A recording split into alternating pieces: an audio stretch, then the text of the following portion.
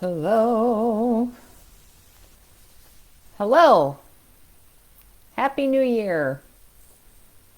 It's Julie Scott, your fearless leader, coming in for my very first live of 2023. I was invited to a networking breakfast this morning as a speaker, and this is what I shared with that group. And I thought I'm going to share it with the Women Over 50 It's Time group as well, because I think you all could get something out of what I shared. So, first of all, Happy New Year to all of you. I'm always so happy to come in here and talk with all of you.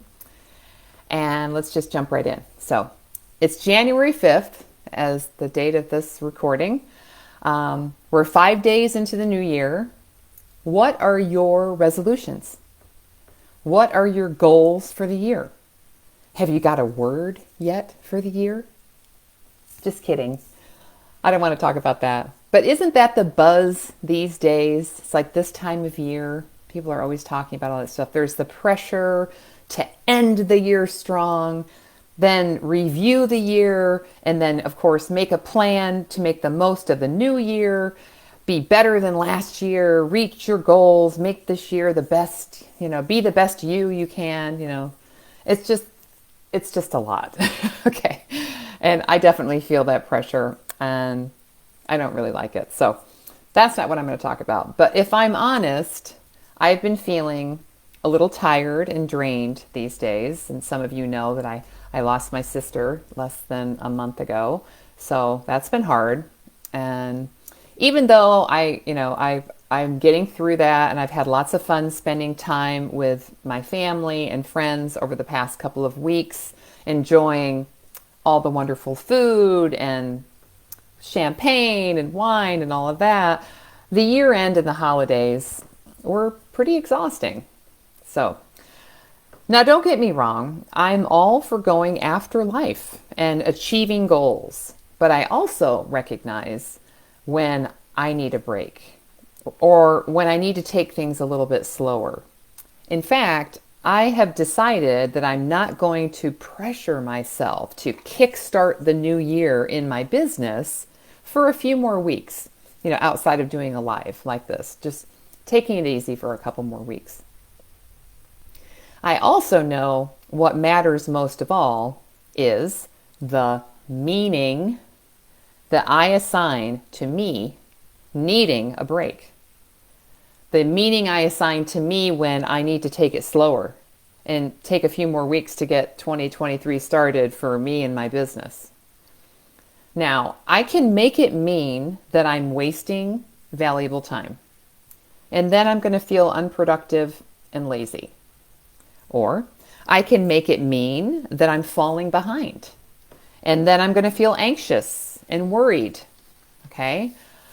Or I can even make it mean that I'm just not cut out for this entrepreneurial life, and then I'm going to feel like a failure. But if I make it mean that I'm actually listening to my body, tapping into my intuition, so that I can show up as the best me for my clients, then I feel smart. Then I feel responsible. I feel confident, I feel like an inspiration, and I feel like the wise businesswoman that I know I can be. And all of that feels so much better too. I notice how much lighter my body feels as I'm thinking these more uplifting and positive thoughts towards myself. And that's what I'm here to talk with you all about today. The meaning that we assign to things in life is everything. And it makes all the difference in how we feel about those things in our life. How you interpret life drives everything from your thoughts to your feelings, to your energy, to your attitude, to your behavior, your actions, and your results that you have in your life. And the results also include your physical health and your well-being. It's your perception or how you see things, and it's all tied to what you believe. Now, you've probably heard the glass is half empty or is the glass half full? Both describe the contents of the glass, but each interpretation, half empty, half full, changes how you feel about the glass. But here's the thing though.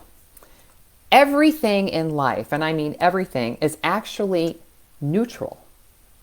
Meaning it's only when we assign meaning to events, circumstances, and people that we end up feeling a certain way.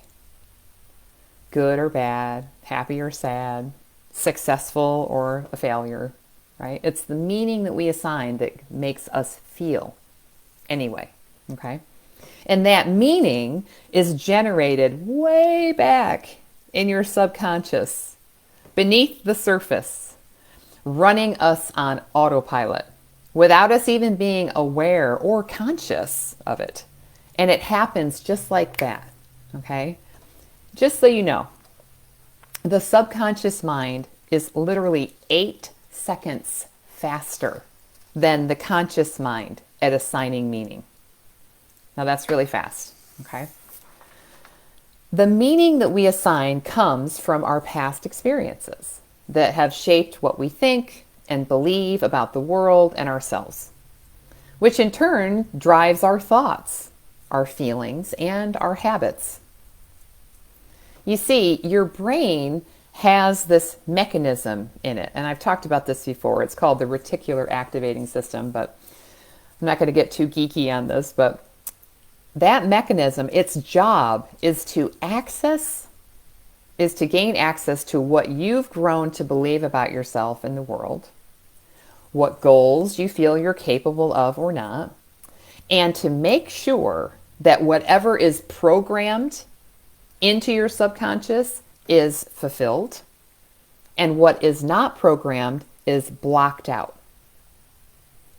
For example, I have a good friend, Erica, who is newly single and recently divorced. It's been over a year now that she's been dating and open to meeting a new partner.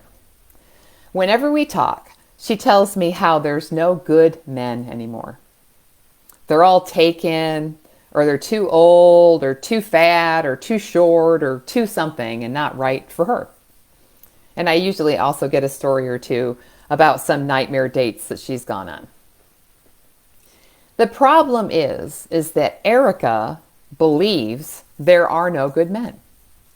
She picked up this belief from past experiences with men in her life, and because she believes this, she literally can't see a good man that's right in front of her. Because that's how the brain works. Her subconscious mind won't allow her to see him, or rather it blocks that information from being seen because it goes against her programmed belief. And that's how powerful the subconscious is. It also runs 95% of your day, the subconscious. So it takes a strong intention to become aware of what our programmed beliefs are, and even more focused attention to what you're actually thinking and feeling so we can identify our beliefs, okay? But what are beliefs anyways? I mean, they're just persistent thoughts, right? That turn into decisions that we've made over time about life, about the world, and about ourselves, right? And you can make a new decision anytime, okay? Now you may be thinking, if so much of this is in the subconscious, where do you start to uncover the beliefs and the stories and the decisions that are keeping you stuck and blocking you from achieving all that you want in life? Well, you start right here, right where you are, right now, and just look around your life, okay? What are you unhappy with? What are you disappointed about? Where do you feel lost? Or where do you feel defeated, or trapped, or hopeless, or bored, irritated, or even angry? These are the places where your negative stories and beliefs live. The way you feel is a roadmap to all of your limiting beliefs and decisions. Okay? This is where you're going to find your ongoing loop of thinking and feeling that keeps playing on repeat, that inner voice or that inner critic, right? Creating the identity that you know as you and the life that you currently experience. Okay? Now, I'd like to invite you to get curious about what beliefs you hold, what decisions you could question, and what stories you tell yourself that could use a rewrite. What if you made some new decisions? Decisions about you that actually empower you. And, you all get to decide for yourselves what's true for you. So why not decide to do this for you? Now, I'm going to use myself as an example of how powerful this kind of an exercise of uncovering your stories and beliefs is. So, if you don't know it already, I'm a 56-year-old woman and I'm building my own business, right? For most of my adult life, though, I have been an employee. Even though I have been at this life coaching thing for about 5 years now, being the CEO of a business still brings up a lot of my fears, and that inner voice of mine can be a pretty nasty person. Okay, her voice is not very nice to me, and she says things like, I still haven't figured it all out. Who am I to teach others? She also says, I should be so much further along with my business by now. And also, do I really know what I'm doing? Do I really know how to build a successful business? This is not very nice. And that's just some of the things that she says. Now, if I allow myself to listen to that voice and stay in those low level energy of emotions that come up when I hear it, not only do I feel insecure, anxious, and stupid, I'm going to continue to manifest more of what I don't want. That crappy energy from those feelings is being sent out to the universe, right? And the old law of attraction, which is always at work, must continue to bring me more people, events, and circumstances that reinforce those feelings of insecurity, anxiety, and stupidity. That's just how it works. But here's the good news. I know that I am the master creator of my reality. And so are you. Okay? So I have intentionally rewritten these stories and the decisions about myself. So now, instead of, I still haven't figured it all out, who am I to teach others?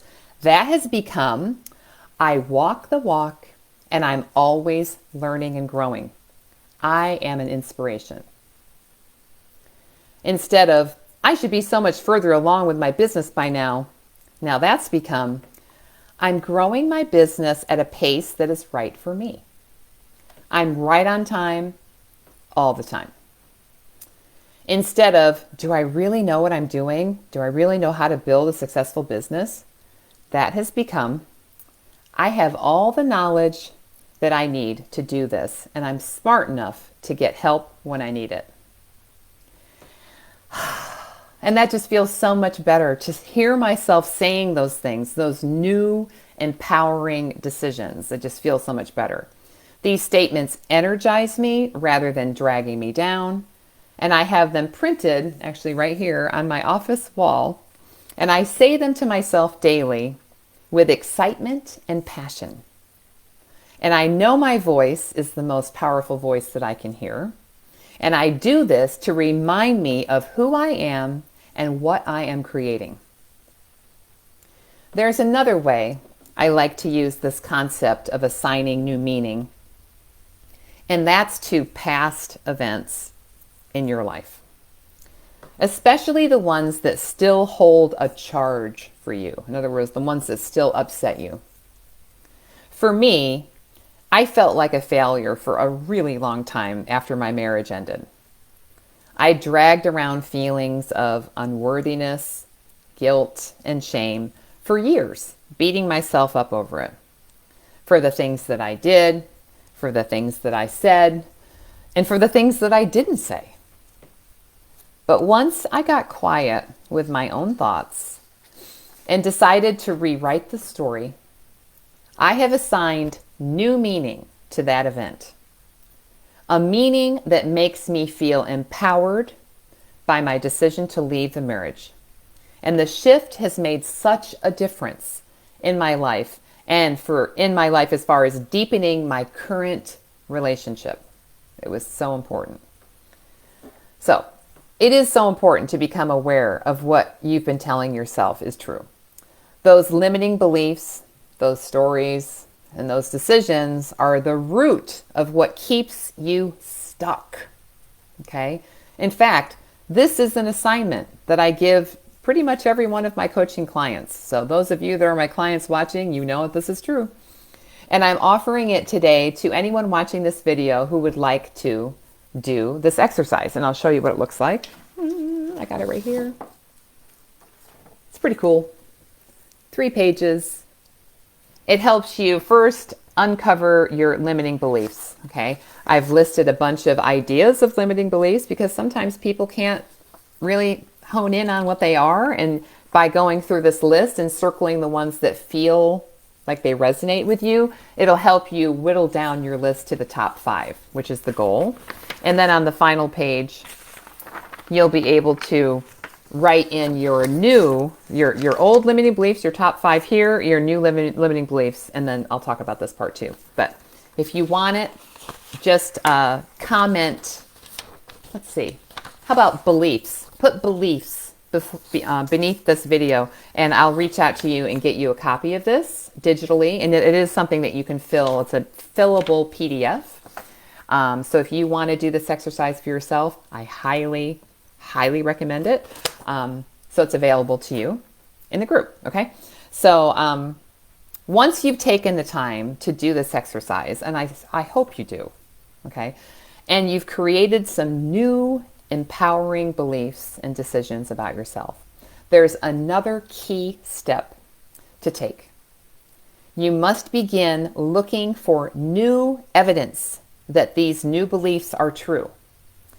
Now and moving forward, you've got to start looking for new evidence to support those new beliefs and decisions. Okay?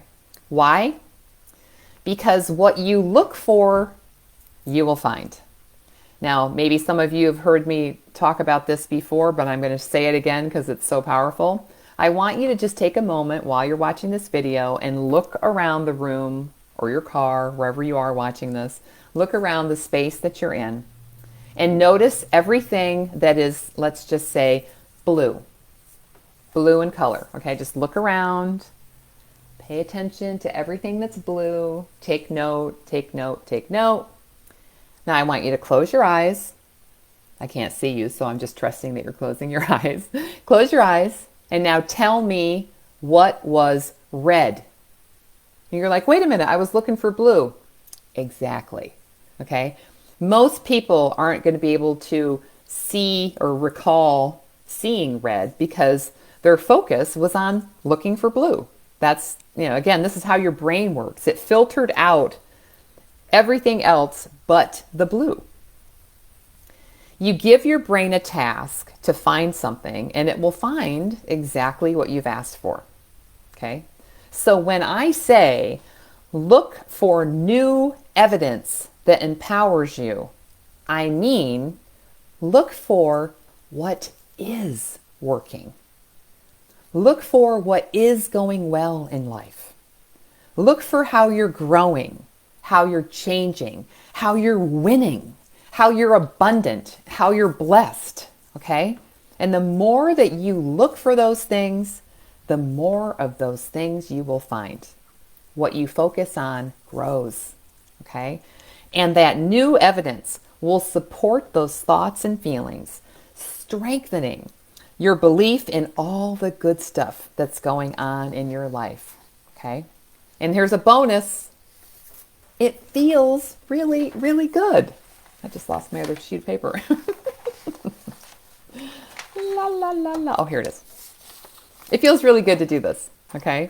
And who doesn't want to feel good? I do. Okay? I encourage you all to create a daily practice that makes you feel good about yourself. There's 2 things that I do at the end of each day, and they make me feel good. So here's the first one. I create a list of 10 pieces of evidence that my new beliefs are true. And I write those down in my journal. The 10 new pieces of evidence every day. And I'm actually able to find 10 new pieces every day. Okay?